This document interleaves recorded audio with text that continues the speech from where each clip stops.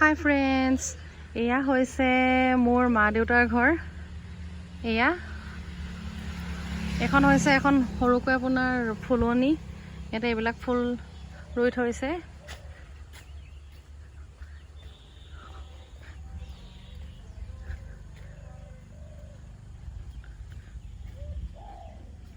এইটো হৈছে মোৰ মা দেউতাৰ ঘৰটো।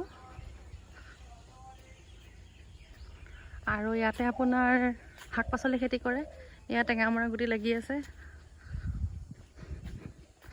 এয়া আৰু এইজোপা হৈছে আপোনাৰ গোলনেমু, আৰু মই ছিঙিলোঁ, অলপ লাগি আছে। এতিয়া বাৰীত আৰু কিবা কিবি হৈছে। তাৰপিছত মই দেখুৱাই আছোঁ,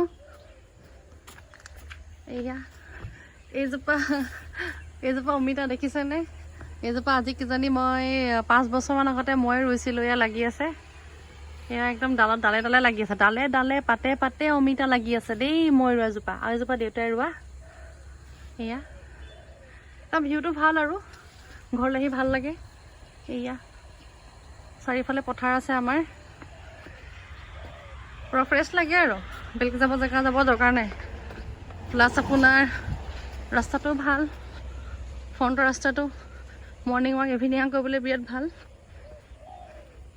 এইখন হৈছে বাৰীখন, ইয়াতো অমিতা আছে। এইবিলাক এজোপা নৰসিংহ, এইবিলাক অমিতা লাগি আছে।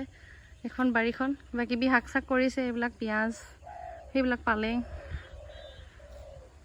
এয়াই হৈছে মোৰ মা দেউতাৰ মৰমৰ ঘৰখন। তো আজিলৈ ভিডিঅ'টো ইমানেই। Okay bye, see you again.